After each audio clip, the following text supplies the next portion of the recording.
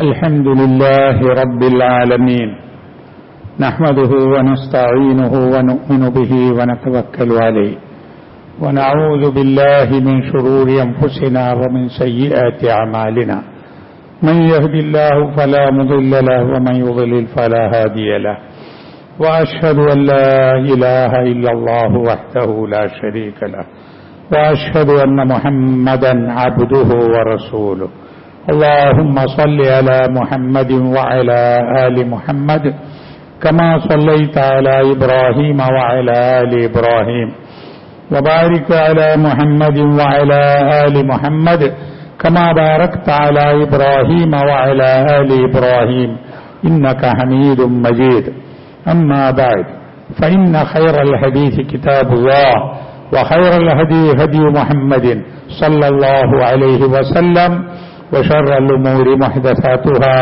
فكل محدثة بدعة وكل بدعة ضلالة أعوذ بالله من الشيطان الرجيم بسم الله الرحمن الرحيم يا أيها الذين آمنوا اتقوا الله حق تقاته ولا تموتن إلا وأنتم مسلمون ബഹുമാന്യരായ സത്യവിശ്വാസികളെ, അല്ലാഹുവിന്റെ കൽപ്പനകൾ അനുസരിച്ചുകൊണ്ട് തഖ്വയോടുകൂടി ജീവിക്കുവാൻ പരിശ്രമിക്കണമെന്ന് എന്നോടും നിങ്ങളോടും ഉണർത്തുകയാണ്. വിശുദ്ധ റമദാൻ മാസം വിട പറയുകയാണ്. ഒരു അതിഥി വരുന്ന പോലെ മുസ്ലിം ലോകം ഒരുങ്ങിയിരിക്കുകയും സ്വീകരിക്കുകയും അനുഭവിക്കുകയും ചെയ്ത ഈ മാസം ഇതാ നമ്മിൽ നിന്ന് വിട്ടുപിരിയുന്നു. അറേബ്യൻ രാജ്യങ്ങളിലൊക്കെ ജുമാ ഖുത്ബകളിൽ അറബി ഭാഷയിൽ നടത്തുന്ന ജുമാ പ്രസംഗങ്ങളിൽ പലരും പറയാറുണ്ട്, അസ്സലാമു അലൈക യാ ഷഹ്റ റമളാൻ, അസ്സലാമു അലൈക യാ ഷഹ്റ റമളാൻ, അല്ലയോ റമളാൻ മാസമേ താങ്കൾക്ക് സലാം. ഒരു സുഹൃത്ത്, ഒരു അതിഥി, വളരെ അടുത്ത ഒരു വ്യക്തി വന്നു പോകുമ്പോൾ സലാം പറയും പോലെ, വിട നൽകും പോലെയാണ് ഈ റമളാൻ മാസത്തിന് വിട്ടുപോകുന്ന സന്ദർഭത്തിൽ മുസ്ലിം ലോകം കാണുന്നത്. എന്തുകൊണ്ടാണ് ഇങ്ങനെ ഒരു സങ്കടവും ദുഃഖവും ഒരു വേർപാടായി തോന്നുന്നതും എന്തുകൊണ്ടാണ് എന്ന് നാം നോക്കിയാൽ അറിയാം. ഇതൊരു നല്ല കാലമാണ്. നമ്മളിപ്പോൾ അവസാന 10-ലാണ്. റമളാൻ മാസം എല്ലാ മാസങ്ങളെക്കാളും ഏറെ പോരിശയുള്ള മാസം. അതിന്റെ അവസാനത്തെ 10 റമളാനിലെ ഏറ്റവും വിശേഷപ്പെട്ട ദിവസങ്ങൾ. ഇവിടെയാണ് നമ്മളിപ്പോൾ ജീവിക്കുന്നത്. ആലോചന നടത്തേണ്ട സമയമാണ്. കഴിഞ്ഞ ദിവസങ്ങളിൽ നാം എന്ത് നേടിയെന്നും ഇനി നമ്മൾ ശ്രദ്ധിച്ചാൽ എന്ത് നേടാൻ കഴിയുമെന്നും നാം ആലോചിക്കുക. അവസാന 10ന്റെ പ്രത്യേകത ഒന്ന്, ഈ അവസാനത്തെ 10-ലാണ് ലൈലത്തുൽ ഖദ്ർ ഉള്ളത് എന്നാണ്. ലൈലത്തുൽ ഖദ്ർ ഒരു മഹാസംഭവമാണ്. ലൈലത്തുൽ ഖദ്റിനെ കുറിച്ച് സൂറത്തുൽ ഖദ്ർ എന്നൊരു സൂറത്ത് തന്നെയുണ്ട്. ഇന്നാ അൻസൽനാഹു ഫീ ലൈലത്തുൽ ഖദ്ർ വമാ അദ്റാക മാ ലൈലത്തുൽ ഖദ്ർ ലൈലത്തുൽ ഖദ്രി ഖൈറും മിൻ അൽഫി ശഹർ തനസ്സലുൽ മലായികതു വർ-റൂഹു ഫീഹാ ബിഇذن റബ്ബിഹിം സലാമുൻ മിൻ കുല്ലി അംർ സലാമുൻ ഹിയ ഹത്താ മത്ലഇൽ ഫജ്ർ. അല്ലാഹ് പറയാണ്, തീർച്ചയായും ഈ ഖുർആനിനെ നാം ഇറക്കിയിട്ടുള്ളത് ലൈലത്തുൽ ഖദ്റാണ്. ലൈലത്തുൽ ഖദ്ർ എന്താണ് എന്നറിയണ്ടേ? അത് ലൈലത്തുൽ ഖദ്ർ ഖൈറും മിൻ അൽഫി ശഹർ, 1000 മാസത്തേക്കാൾ ഉത്തമമായതാണ് എന്നാണ്. 1000 മാസം 83 വർഷത്തിലധികം ഉണ്ടാകും. ഒരു വർഷം 12 മാസം എന്ന നിലക്ക് നാം കൂട്ടിനോക്കിയാൽ 1000 മാസം 83 വർഷത്തേക്കാൾ ഏറെയുണ്ടാകും. അപ്പോ ഒരു മനുഷ്യൻ അന്ന് ചെയ്യുന്ന എല്ലാ അമലുകൾക്കും അത്രയും വലിയ പ്രതിഫലമുണ്ടാകും എന്നാണ് അതിന്റെ അർത്ഥം. ഒരു മനുഷ്യന്റെ ശരാശരി ആയുസ് റസൂൽ സല്ലല്ലാഹു അലൈഹി വസല്ലം പറഞ്ഞത് അഅ്മാറു ഉമ്മത്തി മാ ബൈന 60 വ 70 എന്നാണ്. 60 70 വയസ്സുകൾക്കിടയിലാണ് എന്റെ ഈ സമൂഹത്തിന്റെ ആയുസ് എന്നാണ്. അപ്പൊ ഒരു മനുഷ്യായുസ്സിനേക്കാൾ ഏറെ പ്രാധാന്യവും പുണ്യവുമുള്ള ഒരു രാത്രി എന്ന് പറഞ്ഞാൽ അതൊരു വലിയ രാത്രി തന്നെയാണ് ലൈലത്തുൽ ഖദ്ർ. എന്തുകൊണ്ടാണ് അതിന് പ്രാധാന്യമുണ്ടായത്? ലൈലത്തുൽ ഖദ്റിലാണ് ഇന്നാ അൻസൽനാഹു ഫീ ലൈലത്തുൽ ഖദ്ർ. ഈ ഖുർആൻ അല്ലാഹു തആല ഇറക്കിയത് ലൈലത്തുൽ ഖദ്റിലാണ്. അപ്പൊ ലൈലത്തുൽ ഖദ്റിൽ ഖുർആൻ ഇറക്കി എന്നത് ഷഹ്റു റമളാൻ അല്ലദീ ഉൻസില ഫീഹിൽ ഖുർആൻ. ഖുർആൻ ഇറങ്ങിയ മാസം റമളാൻ മാസം, റമളാനിലെ ലൈലത്തുൽ ഖദ്ർ. അപ്പൊ മനുഷ്യരാശിയുടെ വിജയത്തിന് വേണ്ടി, സമാധാനത്തിന് വേണ്ടി, സന്തോഷത്തിന് വേണ്ടി, നിലനിൽപ്പിന് വേണ്ടി ഏറ്റവും കുറ്റമറ്റ നിലക്കുള്ള ഒരു നിയമസംഹിത വേദഗ്രന്ഥം ഖുർആൻ നൽകി എന്നതാണ് അതിന്റെ മഹത്വം. ഇത്രയും മഹത്വമുള്ള ലൈലത്തുൽ ഖദ്ർ, ആ ലൈലത്തുൽ ഖദ്റിലാണ് ഖുർആൻ അവതരിച്ചു തുടങ്ങിയത് എന്നും ഈ ഖുർആനിനെ പൂർണ്ണമായി അല്ലാഹു സുബ്ഹാനഹു വ തആല ലൗഹുൽ മഹ്ഫൂദിൽ നിന്ന് ഒന്നാം ആകാശത്തേക്ക് ഒന്നിച്ചിറക്കിയതാണ് എന്നും വ്യത്യസ്ത അഭിപ്രായങ്ങളുണ്ട്. ഏത് അഭിപ്രായമായാലും ഖുർആൻ ഇറങ്ങിയ ദിവസം ലൈലത്തുൽ ഖദ്റാണ്, ഖുർആൻ ഇറങ്ങിയ മാസം അത് റമളാൻ മാസമാണ്. അപ്പൊ ഈ ലൈലത്തുൽ ഖദ്ർ അന്നൊരു ദിവസമാണ് ഖുർആൻ ഇറങ്ങിയത് ശരി, പക്ഷേ അതിന്റെ ആവർത്തനങ്ങളുണ്ട്. ആ ദിവസത്തിന് അതിന്റെ പ്രാധാന്യവുമുണ്ട്. നബി സല്ലല്ലാഹു അലൈഹി വസല്ലം പറഞ്ഞു, മൻ ഖാമ ലൈലത്തുൽ ഖദ്രി, ഏതെങ്കിലും ഒരു മനുഷ്യൻ ലൈലത്തുൽ ഖദ്റിൽ നമസ്കരിച്ചാൽ, രാത്രി നമസ്കാരത്തെക്കുറിച്ചാണ് പറയുന്നത്, ഈമാനം വഹ്തിസാബൻ, ഈമാനോടും പ്രതിഫലം ആഗ്രഹിച്ചുകൊണ്ടും, ഊഫിറ ലഹു മാ തഖദ്ദമ മിൻ ദംബിഹി, അവന്റെ കഴിഞ്ഞ കാലത്തെ പാപങ്ങൾ പൊറുക്കപ്പെടും എന്ന്. ഇത് മൻ ഖാമ റമളാന, റമളാനിൽ രാത്രി നമസ്കാരം നിർവഹിച്ചാൽ എന്നും റിപ്പോർട്ടിലുണ്ട്. അപ്പൊ വളരെ പ്രധാനപ്പെട്ട ഒരു രാത്രി എന്ന നിലയിൽ അതിനെ പ്രതീക്ഷിക്കേണ്ട സമയമാണിത്. അവസാനത്തെ 10 അവസാനത്തെ 10 ഒറ്റയിട്ട രാവുകളിലാണെന്നും അവസാനത്തെ 10 പല രാത്രികളിലാണ് എന്നുമുള്ള ഹദീസുകൾ വന്നിട്ടുണ്ട്. അപ്പൊ നമ്മൾ ഇനി അങ്ങോട്ടുള്ള ദിവസങ്ങളിൽ അതിനുവേണ്ടി ഒന്ന് ശ്രദ്ധിക്കണമെന്നാണ് സൂചിപ്പിക്കാനുള്ളത്. ആ രാത്രി അള്ളാഹുവിന്റെ മലക്കുകൾ ജിബ്രീൽ അലൈഹിസ്സലാമും ഭൂലോകത്തേക്ക് ഇറങ്ങി വരും എന്നാണ്. തനസ്സലുൽ മലായികത്തു, മലക്കുകൾ ഇറങ്ങി വരും. വറൂഹ്, റൂഹ് എന്നത് ജിബ്രീൽ അലൈഹിസ്സലാമിന്റെ ഒരു നാമമാണ്, അദ്ദേഹത്തിന്റെ പ്രാധാന്യമാണിത് കാണിക്കുന്നത്. അപ്പൊ മലക്കുകൾ ഇറങ്ങി വരും. മലക്കുകൾ ഇറങ്ങി വന്നിട്ട് എന്താണ് ചെയ്യുക അത് നമ്മോട് പറഞ്ഞിട്ടില്ല. മലക്കുകളെ അല്ലാഹു തആല ഏൽപ്പിച്ച പല കാര്യങ്ങളും ഉണ്ടാകും. ലൈലത്തുൽ ഖദ്ർ എന്ന് പറഞ്ഞാൽ നിർണിത രാത്രി, അല്ലെ നിർണയ രാത്രി എന്നും ബഹുമാനപ്പെട്ട ഒരു രാത്രി എന്നും അർത്ഥം പറയാവുന്നതാണ്. അപ്പൊ പടച്ചവൻ പല കാര്യങ്ങളും തീരുമാനിച്ച് എഴുതിവെക്കാൻ പറയുന്നതും നടപ്പിലാക്കാൻ പറയുന്നതും മലക്കുകളെ ഏൽപ്പിച്ച കാര്യം മലക്കുകൾ ഇവിടെ നടപ്പിലാക്കാൻ വരും. അങ്ങനെ വലിയ കാര്യങ്ങളൊക്കെ ഈ രാത്രിയിൽ സംഭവിക്കും എന്നാണ് ഹദീസുകളുടെ വിശദീകരണത്തിൽ മുഹദ്ദിസീങ്ങൾ പറഞ്ഞിട്ടുള്ളത്. മാത്രവുമല്ല, സലാമുൻ ഹിയ ഹത്താ മത്ലഇൽ ഫജ്ർ, ആ രാത്രി സമാധാനമായിരിക്കുന്നതാണ്, നേരം പുലരുവോളം അതുണ്ടാകും എന്നാണ്. അപ്പൊ നമ്മൾ കാത്തിരിക്കേണ്ട, നമ്മൾ ആഗ്രഹിക്കേണ്ട, നമ്മൾ കൊതിക്കേണ്ട ഒരു രാവ് തന്നെയാണ് അത് എന്ന്. നബി സല്ലല്ലാഹു അലൈഹി വസല്ലം അവസാനത്തെ 10 ആകുമ്പോൾ കാന നബി സല്ലല്ലാഹു അലൈഹി വസല്ലം ഇദാ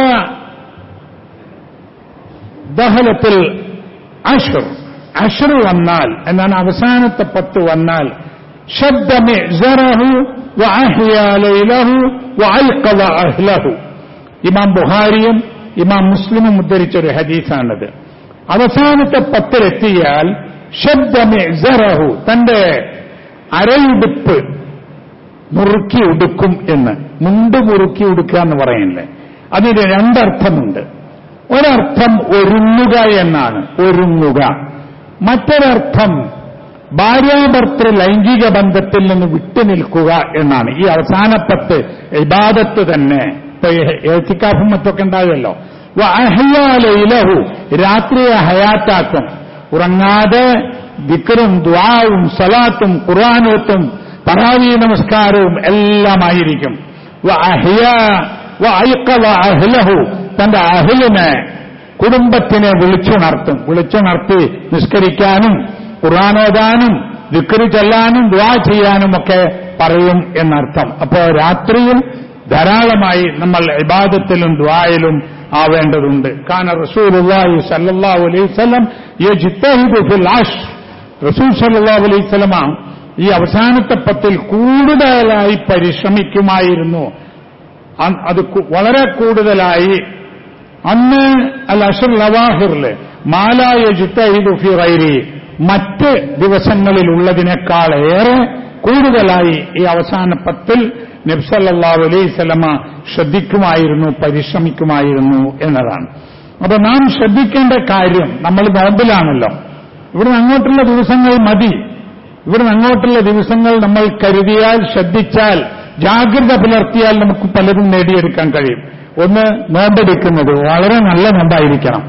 നമ്മളില്ലേ സാധനങ്ങളൊക്കെ ക്വാളിറ്റി ഉള്ള സാധനം, കേടുപാടില്ലാത്ത സാധനം, നശിക്കാത്ത സാധനം, അങ്ങനെ നല്ല നോമ്പ് എന്ന് പറഞ്ഞാൽ നല്ല നിയ്യത്തോടുകൂടി, അള്ളാഹുവിനോടുള്ള തൃപ്തിയോടുകൂടി, അള്ളാഹു തആല ഇത് സ്വീകരിക്കണമെന്ന ആഗ്രഹത്തോടുകൂടി, ഇതിന് യാതൊരു ദോഷവും പറ്റാതിരിക്കാൻ ശ്രദ്ധിച്ചുകൊണ്ട്, സംസാരം ശ്രദ്ധിച്ചുകൊണ്ട്, പെരുമാറ്റങ്ങൾ ശ്രദ്ധിച്ചുകൊണ്ട്, മനസ്സിനെ നന്നാക്കിക്കൊണ്ട് നല്ല വിലയുള്ള, നല്ല നിലവാരമുള്ള, നല്ല ക്വാളിറ്റിയുള്ള നോമ്പായി മാറാൻ നോക്കുക.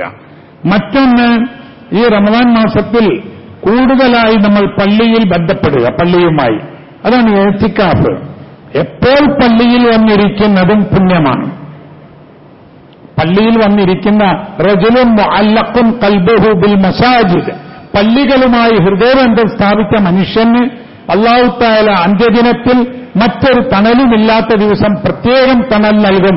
7 വിഭാഗം ആളുകൾക്ക് ഒരു വിഭാഗം അതാണ് പള്ളിയുമായി ഹൃദയബന്ധം. ഇഅ്തികാഫിന്റെ പൂർണ്ണരൂപം അവസാനത്തെ 10 ദിവസം റമളാനിൽ രാത്രിയും പകലും പള്ളിയിൽ കഴിയലാണ്. അതാണ് അതിന്റെ ഏറ്റവും പൂർണ്ണരൂപം. എന്നാൽ ഒരാൾക്ക് പകൽ മാത്രമാണ് വന്ന് പള്ളിയിൽ താമസിക്കാൻ കഴിയുക, ഒരാൾക്ക് രാത്രി മാത്രമാണ് വരാൻ കഴിയുക, ഒരാൾക്ക് ഒരു ദിവസമാണ്, ചില സമയങ്ങളാണ് എങ്കിൽ പണ്ഡിതന്മാർ പറയുന്നത് അതൊക്കെ പുണ്യകരമാണ്, അതൊക്കെ ഇഅ്തികാഫുമാണ്. പക്ഷെ പൂർണ്ണതയാണ് 10 ദിവസം എന്ന് പറഞ്ഞത്. അപ്പോൾ എത്രയോ ആളുകൾ നമ്മുടെ പള്ളികളിലൊക്കെ പകൽ ജോലിക്ക് പോകുന്നവരും അധ്വാനിക്കുന്നവരും രാത്രിയിൽ വന്നിരിക്കാറുണ്ട്, ചിലർ പകല് വന്നിരിക്കാറുണ്ട്. അതൊക്കെ നല്ലതാണ് ഇഅ്തികാഫ്. പിന്നെ ഞാൻ പറഞ്ഞല്ലോ, സലാത്തുൽ ലൈൽ, രാത്രി നമസ്കാരം, ഖിറാഅത്തുൽ ഖുർആൻ, ഖുർആൻ ഓതല്, സദഖ ചെയ്യല്, അതും ഈ റമദാനിൽ വളരെ പുണ്യം കൂടുതലുള്ളതാണ്. സിലത്തുർ റഹിം, കുടുംബബന്ധം പുലർത്തൽ. കുടുംബബന്ധം പുലർത്തുക എന്നത് ഒരു വലിയ അമലാണ്. കുടുംബബന്ധം തകർക്കുക എന്നത് വലിയ കുറ്റവുമാണ്. കുടുംബബന്ധം തകർക്കുന്നവനെ അല്ലാഹു തആല കാരുണ്യത്തിന്റെ നോട്ടം നോക്കില്ല എന്ന് ഹദീസിൽ വന്നിട്ടുണ്ട്. അപ്പൊ ഈ റമദാനിൽ നമ്മൾ എന്ത് ചെയ്യണമെന്നറിയോ? എല്ലാവർക്കും ഉണ്ടാകും കുടുംബബന്ധം തകരാറായ അവസ്ഥ. പലരും മാതാപിതാക്കളും മക്കളും ജ്യേഷ്ഠനും അനുജനും അല്ലെങ്കിൽ ആങ്ങളെയും പെങ്ങളും ഒക്കെ അങ്ങോട്ടും ഇങ്ങോട്ടും ചില്ലറ കാര്യത്തിന് തെറ്റിപ്പോയവരുണ്ടാകും, പിണങ്ങി നിൽക്കുന്നവരുണ്ടാകും, സംസാരിക്കാൻ പാടില്ലാത്തത് സംസാരിച്ചു പോയവരുണ്ടാകും. പലതും അത് മുഴുവനും ദുനിയാവിന്റെ കാര്യത്തിലുമായിരിക്കും, ആഖിറത്തിന്റെ കാര്യത്തിലല്ല അധികവും സംഭവിക്കുക. അപ്പൊ നമ്മൾ എന്ത് ചെയ്യണമെന്നറിയോ?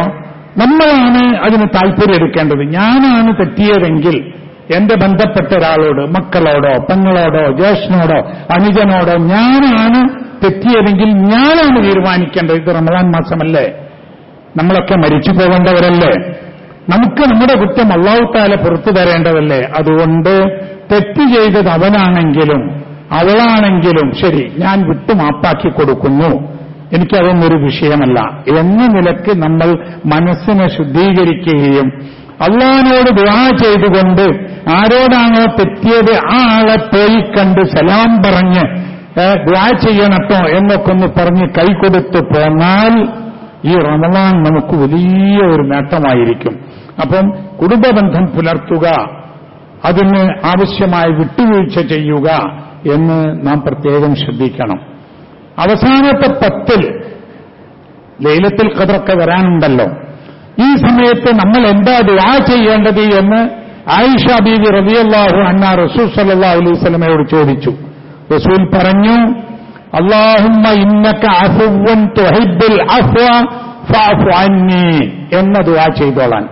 അല്ലാഹുമ്മ ഇന്നക അഫ്വൻ, അല്ലാഹുവേ നീ മാപ്പ് ചെയ്യുന്നവനാണ്, തുഹിബ്ബുൽ അഫ്വ മാപ്പ് ചെയ്യാൻ ഇഷ്ടപ്പെടുന്നവനാണ്, ഫഅഫു അന്നി അതുകൊണ്ട് എനിക്ക് മാപ്പ് ചെയ്യണമേ എന്ന് പറഞ്ഞാൽ തെറ്റുകുറ്റങ്ങൾ സംഭവിച്ച ആളുകൾക്ക് അത് വിട്ടുകൊടുക്കുന്ന, പുറത്തുകൊടുക്കുന്ന, മാപ്പ് ചെയ്യുന്ന അല്ലാഹുവേ, മാപ്പ് ചെയ്യാൻ ഇഷ്ടപ്പെടുന്ന അല്ലാഹുവേ, എന്റെ തെറ്റുകുറ്റങ്ങളും കുറവുകളും പോരായ്മകളും എനിക്ക് മാപ്പ് ചെയ്യണമേ. അതാണ് അല്ലാഹുമ്മ ഇന്നക അഫുവ്വുൻ തുഹിബ്ബുൽ അഫ്വ ഫഅഫു അന്നി എന്ന ദുആയുടെ അർത്ഥം.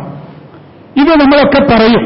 പക്ഷെ പറയുമ്പോ നമ്മൾ ആവശ്യപ്പെടുന്നത് അള്ളാഹിനോട് നമ്മൾ ചെയ്തു പോയ, നമുക്ക് സംഭവിച്ചു പോയ തെറ്റുകുറ്റങ്ങൾ, കുറവുകൾ മാപ്പാക്കി തരണേന്നാണ്, അത് വിട്ടുപുറത്ത് തരണേന്നാണ്. ശരി, അങ്ങനെ പറയുന്ന നമ്മളോടൊരാൾ ചെയ്ത തെറ്റ്, പോരായ്മകൾ അല്ലെങ്കിൽ മോശമായ പ്രവർത്തനങ്ങൾ, വാക്ക് അത് വിട്ടുകൊടുക്കാൻ തയ്യാറുണ്ടോ? അത് തയ്യാറില്ലെങ്കിൽ പിന്നെ നമുക്ക് അള്ള പുറത്തു തരണമെന്ന് പറയാനുള്ള യോഗ്യത എന്താ? എന്നോട് തെറ്റുകുറ്റങ്ങൾ ചെയ്ത, മോശമായത് പ്രവർത്തിച്ച ആൾക്ക് ഞാൻ വിട്ടുകൊടുക്കുന്നില്ല എങ്കിൽ പിന്നെ ഞാൻ എന്തിന് അള്ളാഹുവിനോട് പറയണം എനിക്ക് സംഭവിച്ച തെറ്റുകുറ്റങ്ങൾ പടച്ചവനെ പുറത്തു തരണം? അതിന് യോഗ്യതയില്ലല്ലോ. അപ്പൊ അതും നമ്മുടെ ഈ ദുആ സ്വീകരിക്കപ്പെടുന്നതിന് നാം ശ്രദ്ധിക്കേണ്ട ഒരു കാര്യമാണ്. ദുആ നമ്മുടെ വലിയൊരു ആയുധമാണ്. ദുആ എന്ന് പറയുന്നത് നിലനിൽപ്പിന്റെ ആധാരമാണ്. ദുആ ഇല്ലാത്തവനെ സംബന്ധിച്ചിടത്തോളം അവന് അങ്കലാപ്പുകളായിരിക്കും. ദുആ ചെയ്യുന്ന മനുഷ്യന് ഞാൻ എന്റെ റബ്ബിനോട് പറഞ്ഞിട്ടുണ്ട് എന്ന നിലക്കുള്ള ഒരു സമാധാനവും ഉണ്ടായിരിക്കും. ദുആയുടെ ഒരു പ്രധാന കാര്യം എന്താണെന്നറിയാം? അള്ളാഹിനോട് ദുആ ചെയ്യാൻ പാടുള്ളൂ എന്നുള്ള, അത് വളരെ പ്രധാനപ്പെട്ടതാ.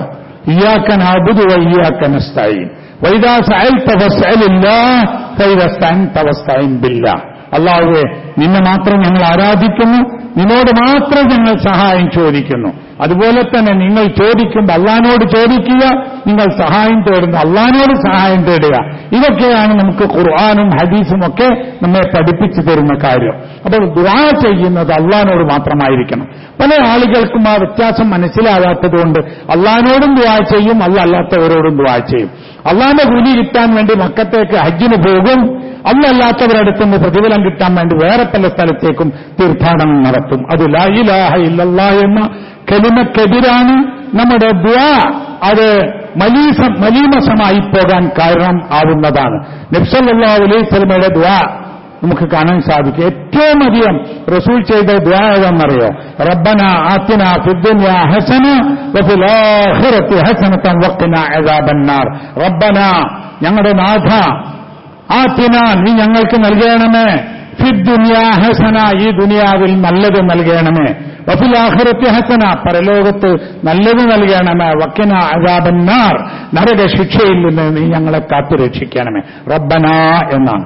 നീ ഖുർആൻ നോക്കിയാൽ അറിയാം, ഒരുപാട് പ്രവാചകന്മാരുടെ ദുആ ഖുർആനിലുണ്ട്. ആ ദുആകൾ അതുപോലെ ഹദീസുകളിലുണ്ട്. അത് റബ്ബനാ എന്ന്, ഞങ്ങളുടെ നാഥ, അല്ലെങ്കിൽ റബ്ബി എന്ന്, എന്റെ നാഥ എന്ന്, അല്ലാഹുമ്മ, അല്ലാഹുവേ എന്ന്, യാ അല്ലാഹ്, അല്ലാഹുവേ എന്ന്, അല്ലാഹുവിനെ വിളിച്ചുകൊണ്ടല്ലാത്ത ഒരു ദുആയും ഒരു പ്രവാചകൻ നടത്തിയിട്ടില്ല. ഖുർആനിലും സുന്നത്തിലും അത് വന്നിട്ടുമില്ല. അപ്പൊ നമ്മൾ നമ്മുടെ ദുആ ശുദ്ധമാവണം. അല്ലാഹു അല്ലാത്തവരുടെ പൊരുത്തം ആഗ്രഹിച്ച്, അല്ലാഹു അല്ലാത്തവരുടെ തൃപ്തി ആഗ്രഹിച്ച്, മറഞ്ഞ വഴിയിൽ നമുക്ക് ഗുണം കിട്ടാൻ, ദോഷം മാറിക്കിട്ടാൻ നമ്മൾ ഒരു പ്രാർത്ഥനയും മറ്റൊരാളോടും നടത്താൻ പാടില്ലാത്തതാണ്. ദുആ സ്വീകരിക്കപ്പെടാൻ വേറെയും ചില ഷർത്തുകളുണ്ട്. ഒരു ഉദാഹരണം പറഞ്ഞു നബി സല്ലല്ലാഹു അലൈഹി വസല്ലം. ഒരാൾ ദുആ ചെയ്യുകയാണ്, അയാളെ കണ്ടാൽ തന്നെ പൊടി പുരണ്ട്, ജടകുത്തി, മുഷിഞ്ഞ വേഷമായി അങ്ങനെ ഒരു മനുഷ്യൻ ദുആ ചെയ്യുകയാണ്. വേറെ ഭൗതികമായി ഒന്നും തോന്നാത്ത വിധത്തിൽ അയാൾ ദുആ ചെയ്യുകയാണ്. യാ റബ്ബ്, യാ റബ്ബ്, കൈയുയർത്തി പ്രാർത്ഥിക്കുകയാണ്. നബി സല്ലല്ലാഹു അലൈഹി വസല്ലം പറഞ്ഞു, അയാൾ പ്രാർത്ഥിച്ചിട്ട് എന്ത് കാര്യം? മത്അമഹു ഹറാം, അയാളുടെ ഭക്ഷണം ഹറാമാണ്. തിന്നുന്നത് ഹലാൽ ഹറാം നോക്കാതെ ഹറാം തിന്ന മനുഷ്യനാണ്. വമൽബസുഹു ഹറാം, അയാളുടെ വസ്ത്രം അത് ഹറാമ് കൊണ്ടുണ്ടാക്കിയതാണ്. അതും വേണമല്ലോ കരുതുക, വസ്ത്രവും ഭക്ഷണമൊക്കെ ഹലാലാവണം. വഉദിയ ബിൽ ഹറാം, അയാൾ ഊട്ടപ്പെട്ടത് ഹറാമിലാണ്. എന്നിട്ട് കൈ ഉയർത്തി യാ റബ്ബ് യാ റബ്ബ് എന്ന് പറഞ്ഞിട്ടെന്ത് കാര്യം? ഫഅന്നാ യുസ്തജാബു ലഹു, അയാൾക്ക് എങ്ങനെ ഉത്തരം കിട്ടാനാണ്? അപ്പൊ ദുആയുടെ മറ്റൊരു ഷർത്താണ് ഹലാലായ ഭക്ഷണവും ഹലാലായ വസ്ത്രവും ഹലാലായ ജീവിതവും ഉണ്ടാവുക എന്നത് വളരെ പ്രധാനപ്പെട്ട കാര്യമാണ്. ഈ റമദാൻ മാസത്തിൽ ഏറ്റവും കൂടുതൽ ഹലാലായ കാര്യങ്ങളെക്കുറിച്ച് ആലോചിക്കുക, ഹറാമിൽ നിന്ന് വിട്ടുനിൽക്കുക, ഇബാദത്തുകൾ ദുആകളൊക്കെ വർദ്ധിപ്പിക്കുക. അല്ലാഹു സുബ്ഹാനഹു വ തആല നമ്മെ അനുഗ്രഹിക്കുമാറാവട്ടെ.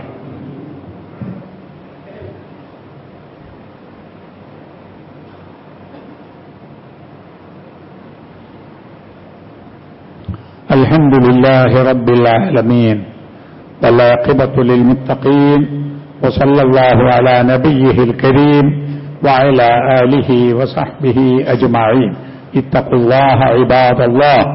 അള്ളാഹുവിന്റെ വിധിവിലക്കുകൾ സൂക്ഷിച്ച് ജീവിക്കണമെന്ന് വീണ്ടും ഉണർത്തുകയാണ്. അള്ളാഹു സുബ്ഹാനഹു വ തആല നമുക്ക് നൽകിയിട്ടുള്ള ഈ സുവർണാവസരം ഇബാദത്തുകൾ കൊണ്ട്, ദുആകൾ കൊണ്ട്, സൽക്കർമ്മങ്ങൾ കൊണ്ട് സമ്പന്നമാക്കാൻ നാം എല്ലാവരും ശ്രദ്ധിക്കുക.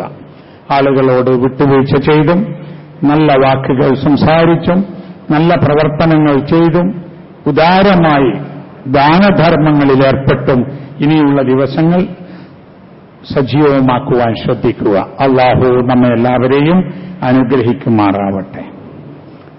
മുസ്ലിം ലോകത്ത് അനുഭവപ്പെടുന്ന പ്രയാസങ്ങൾ, യുദ്ധങ്ങൾ, അക്രമങ്ങൾ, അല്ലാഹുവേ അതെല്ലാം വമ്പിച്ച നാശനഷ്ടങ്ങൾ ഈ സമുദായത്തിനും ലോകത്തിനും ഉണ്ടാക്കുന്നതാണ്. ആ പ്രയാസങ്ങളിൽ നിന്ന് ഈ സമുദായത്തെയും മുഴുവൻ മനുഷ്യരെയും നീ കാത്ത് രക്ഷിക്കണമേ. അല്ലാഹുവേ ഞങ്ങളിൽ നിന്ന് വന്നു പോകുന്ന തെറ്റുകുറ്റങ്ങൾ ഞങ്ങൾക്ക് വിട്ടുപുറത്ത് മാപ്പാക്കി തരണമേ. ഞങ്ങളിൽ നിന്ന് മരണപ്പെട്ടു പോയ ആളുകൾക്ക് മഗ്ഫിറത്ത് നൽകി അനുഗ്രഹിക്കണമേ. രോഗങ്ങൾ മൂലം മറ്റ് ശാരീരികവും മാനസികവും സാമ്പത്തികവുമായ പ്രയാസങ്ങൾ മൂലവും കഷ്ടപ്പെടുന്ന ആളുകളുടെ എല്ലാ പ്രയാസങ്ങളെയും കഷ്ടപ്പാടുകളെയും രോഗങ്ങളെയും നീ മാറ്റിത്തരണമേ.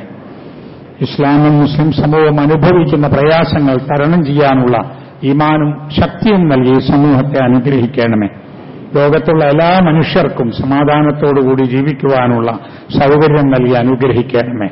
اللهم اغفر للمؤمنين والمؤمنات والمسلمين والمسلمات الأحياء منهم والأموات إنك مجيب الدعوات يا قاضي الحاجات. ربنا تقبل منا إنك أنت السميع العليم وتب علينا إنك أنت التواب الرحيم. ربنا يا غافر المذنبين اللهم أعز الإسلام والمسلمين. ربنا هب لنا من أزواجنا وذرياتنا قرة أعين واجعلنا للمتقين إماما. ربنا آتنا في الدنيا حسنة وفي الآخرة حسنة وقنا عذاب النار. وصلى الله على نبينا محمد وعلى آله وصحبه أجمعين.